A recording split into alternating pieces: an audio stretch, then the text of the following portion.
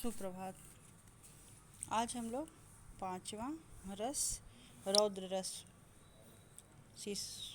Start करेंगे। रौद्र रस, जहाँ क्रोध और प्रतिशोध का भाव विविध अनुभवों, विभावों और संचारियों के योग से परिपुष्ट होता है, वहाँ रौद्र रस की अभिव्यक्ति होती है। रौद्र रस का स्थायी भाव ही क्रोध है। यानी कि जब हमारे अंदर जो क्रोध नामक स्थायी भाव सुषुप्तावस्था में है, वह जब जागृत अवस्था में होता है तभी रौद्र रस की अभिव्यक्ति होती है। अब रौद्र रस का स्थायी भाव क्रोध होता है। आश्रय क्रुद्ध व्यक्ति और आलंबन अपराधी या दुष्ट विरोधी। उद्दीपन विरोधी के कटु वचन, अपमान या विरोधी कार्य। अनुभाव भौं खींचना, आंखें लाल होना, होठ चबाना, ललकारना, शस्त्र उठाना, कठोर भाषण, कंप, स्वेद आदि। संचारी भाव उग्रता, अमर्ष, गर्व, चपलता, श्रम, आवेग आदि। जैसे आप लोगों की क्षितिज की किताब में दूसरा पार्ट जो राम लक्ष्मण परशुराम संवाद है, उसमें तमाम प्रसंग ऐसे आए हैं कि जहाँ परशुराम और लक्ष्मण के बीच रौद्र रस की अभिव्यक्ति हुई है। जैसे लक्ष्मण जी कहते हैं कि इहाँ कुम्हड़ बतिया को नाहें, जे तर जनन देखि मरि जाहें। यानी कि लक्ष्मण जी कहते हैं कि यहाँ कोई कुम्हड़े के बतिया के जैसा नहीं है कि जिसे आप तर्जनी उंगली दिखाएंगे तो वो मर जाएगा। ऐसे ही अनेक प्रसंग उस संवाद में आए हैं जिसमें रौद्र रस की अभिव्यक्ति हुई है। एक दूसरा उदाहरण, एक दिन न्यूयॉर्क में भी मेरी तरह हो जाएगा, जिसने मिटाया है मुझे वह भी मिटाया जाएगा।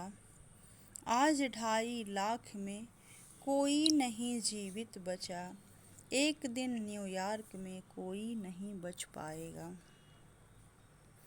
नागासाकी और हिरोशिमा का ध्वंस जो है आलंबन है, कवि का हृदय और श्रोता आश्रय हैं। क्रोध अमर्ष, आवेग संचारी हैं, उग्र वचन अनुभाव हैं। छठवां रस जो है भयानक रस है। जहाँ भय स्थायी भाव पुष्ट और विकसित हो, वहाँ भयानक रस होता है। अब देखिए, भयानक रस में भय स्थायी भाव है। भयभीत व्यक्ति जो है वो आश्रय है। भयप्रद स्थान व वस्तु, बलवान शत्रु आदि जो हैं आलंबन हैं। निर्जनता भयंकर दृश्य, शत्रु की भयकारी चेष्टाएं उद्दीपन हैं।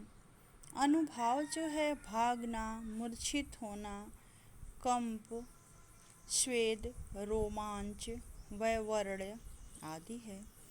संचारी भाव शंका, चिंता, त्रास, दैन्य, ग्लानि आदि हैं। अब देखिए इसका उदाहरण, एक ओर अजगर ही लखी, एक ओर मृगराय, बिकल बटोही बीच ही, परियो मूर्छा खाए। अब देखिए, कोई राहगीर जा रहा है तो रास्ते में एक तरफ तो अजगर सांप है और दूसरी तरफ जो है पीछे की तरफ देख रहा है तो शेर है। अब देखिए, जो राहगीर है इतना घबरा जाता है कि वहीं बीच ही में मूर्छित होकर के गिर पड़ता है। अब देखिए, यहाँ यात्री जो है आश्रय है, अजगर और सिंह भय के आलंबन हैं। अजगर और सिंह की भयावनी आकृति और उनकी चेष्टाएं उद्दीपन है। यात्री का कांपना, पसीना आना और मूर्छा अनुभव हैं तथा आवेग, कंप आदि संचारी भाव हैं।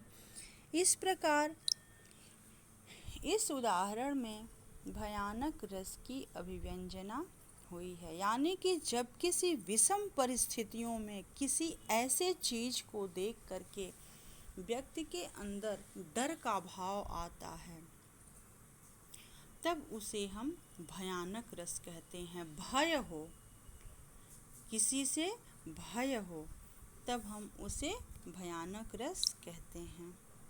जैसे आप जा रहे हो, सामने हाथी हो, तो आप उसको देख करके भयभीत हो जाएंगे। तो इस तरह का भाव जब उत्पन्न होता है किसी काव्य पंक्तियों में, तब वहाँ भयानक रस की अभिव्यक्ति होती है। सातवां रस जो है बीभत्स रस है। बीभत्स का मतलब होता है कि कोई घृणित वस्तु जिसे देखकर हम एकदम, जैसे आता है ना, घिन आ जाती है, घृणा हो जाती है, घृणा का भाव हो जाए, यानी कि उसे देखने का मन ना करे।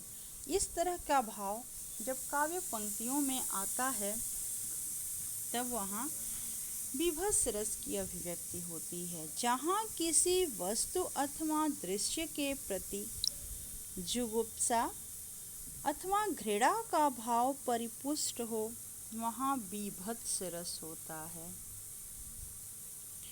अब बीभत्स रस यानी कि कोई बहुत ही घृणित चीज हो जिसे हम देखना नहीं चाह रहे हैं।